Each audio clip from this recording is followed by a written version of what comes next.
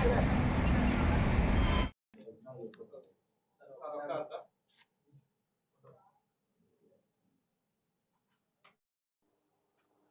రాష్ట్రానికి చంద్రబాబు నాయుడు గారు, అదేవిధంగా కూటమి ప్రభుత్వం అవసరం. చంద్రబాబు నాయుడు గారే ఈ రాష్ట్రానికి ఎందుకు అవసరం? ఇది కూడా ప్రజలు గుర్తించాల్సిన అవసరం ఎంతైనా ఉంది. ఎందుకంటే రాష్ట్రంలో, ఆంధ్రప్రదేశ్లో స్కాలర్షిప్స్ ఈరోజు మేము అది చేస్తున్నాము, ఇది చేస్తున్నాము, ఫీజు రీఎంబర్స్మెంట్ అది చేస్తున్నాము, ఇది చేస్తున్నాము అని ఈ ప్రభుత్వం ప్రగల్భాలు పలుకుతూ ఉంది. ఈ ఫీజు రీఎంబర్స్మెంట్లో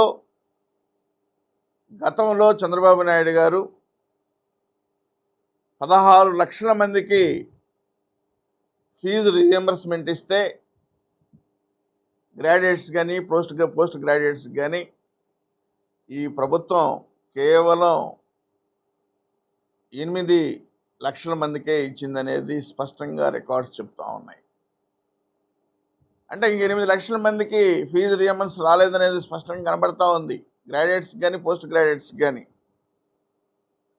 అదేవిధంగా మరి తెలుగుదేశం పార్టీ అధికారంలో ఉన్న సమయంలో విదేశాలకు వెళ్ళారు ఎంతోమంది. అది కూడా అంబేద్కర్ గారి పేరు మీద విదేశీ విద్యని వెళ్ళి చదువుకునే ఏర్పాటు అనేది ఆ రోజు తెలుగుదేశం ప్రభుత్వం చేసింది. అప్పుడు 4,000 మంది ఈ ఆంధ్రప్రదేశ్ నుండి అంబేద్కర్ విదేశీ విద్యకి అర్హత పొందారు, అవకాశాన్ని తీసుకున్నారు.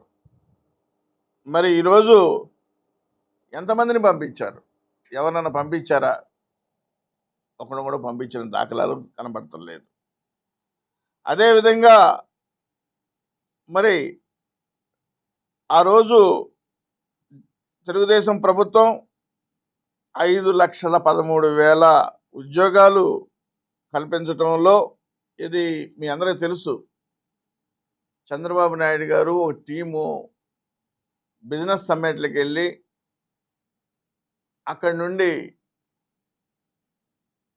వారి పరిశ్రమలను ఏర్పాటు చేయించి 5,13,000 ఉద్యోగాలని ఆ బిజినెస్ సమ్మిట్ల ద్వారా ఉద్యోగ కల్పనలు చేయగలిగితే, ఈరోజు ఈ 5 సంవత్సరాల్లో కేవలం 9,150 ఉద్యోగాలు మాత్రమే ఏర్పాటు చేయడం అనేది చాలా దారుణం. మరి ఈరోజు చదువుకున్న విద్యావంతులు ఏమైపోతారు? ఎక్కడికి వెళ్తారు? 5,13,000 ఉద్యోగాలు ఎక్కడ? 9,150 ఉద్యోగాలు ఎక్కడ? ఒకసారి మనం ఆలోచించాల్సిన పరిస్థితి ఎంతైనా ఉంది. అదేవిధంగా మహిళలకి 5 లక్షల వరకు వడ్డీ లేని రుణాలని డ్వాక్రా సంఘాలకి ఇస్తే, జగన్మోహన్ రెడ్డి 3 లక్షలకి దాన్ని కుదించాడు. అంటే అక్కడ కూడా మహిళలకు కూడా, పొదుపు సంఘాల వాళ్ళకు కూడా అన్యాయం జరిగిందనేది కూడా స్పష్టంగా కనపడతా ఉంది.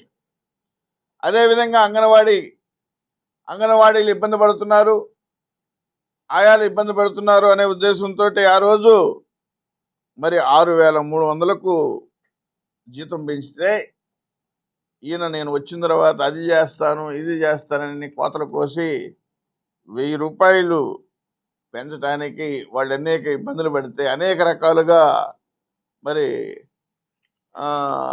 ధర్నాలు అన్నీ చేస్తే 1,000 రూపాయలు పెంచడానికి మరి ఈ రోజు వరకు కూడా 1,000 రూపాయలు పెంచుకోవడానికి నోచుకున్నారంటే ఒకసారి